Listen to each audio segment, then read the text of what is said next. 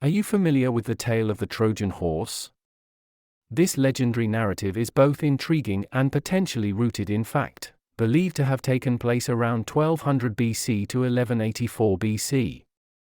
Today, we'll delve into the essence of this fascinating tale, its authorship, and examine the burning question: did the Trojan horse really exist?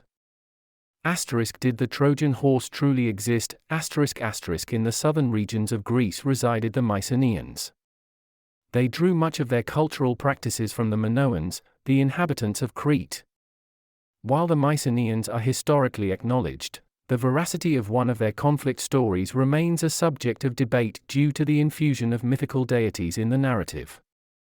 The myth legend speaks of a prince, Paris, hailing from the city of Troy, which lies across the sea from Greece in what is now Turkey.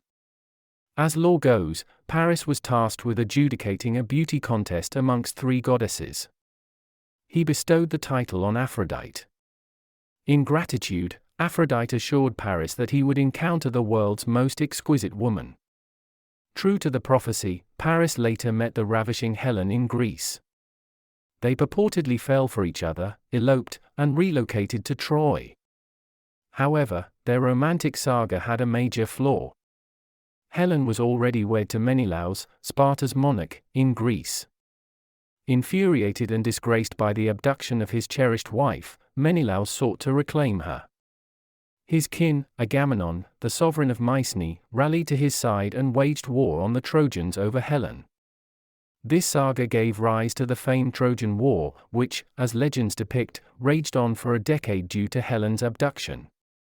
Years into the warfare, it's said that Odysseus, the Greek monarch of Ithaca, devised a brilliant scheme to covertly breach Troy.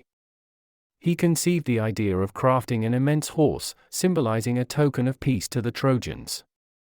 In the myth, this colossal equine statue was strategically abandoned on the shoreline, as the Greeks seemingly retreated.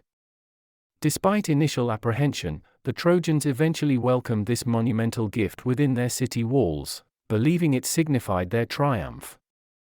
Engulfed in celebratory fervor, they failed to recognize the deception. The horse was no mere token but a trap. Concealed within were dozens of valiant Greek warriors.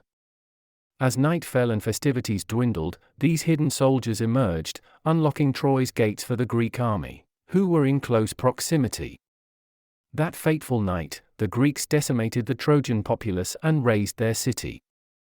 Yet, what transpired with Helen? What was the fate of Paris, the Trojan responsible for her abduction, and Menelaus, her rightful spouse? Legend dictates that Paris met his end on the battlefield, and subsequently, Helen became the spouse of his Trojan sibling. But this union was short-lived as he too was slain by the Greeks. Eventually, Menelaus re-established his bond with Helen, his Spartan queen, escorting her back to Greece, where they reportedly enjoyed numerous tranquil years together. So, did a Trojan horse genuinely exist? The narrative has its origins in the writings of a Greek bard named Homer.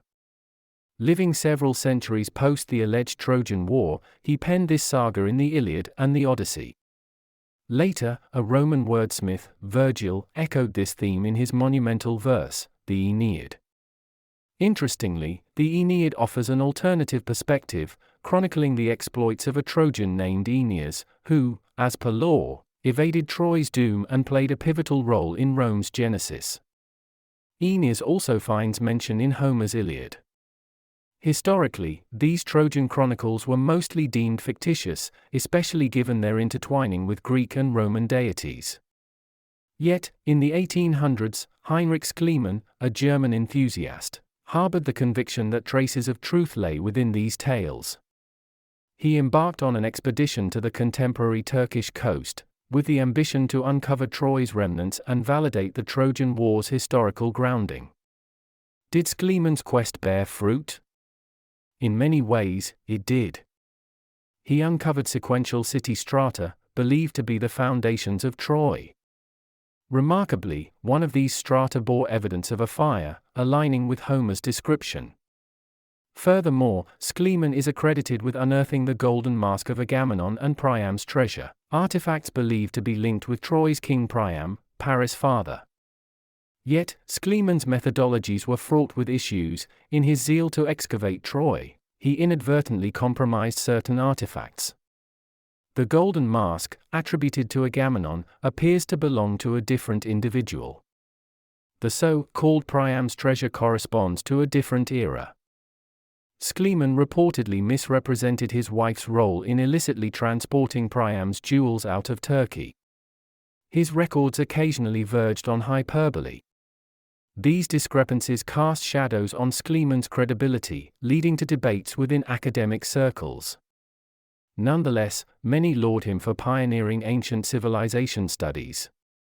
To surmise, the question, did a Trojan horse truly exist? Remains enveloped in mystery.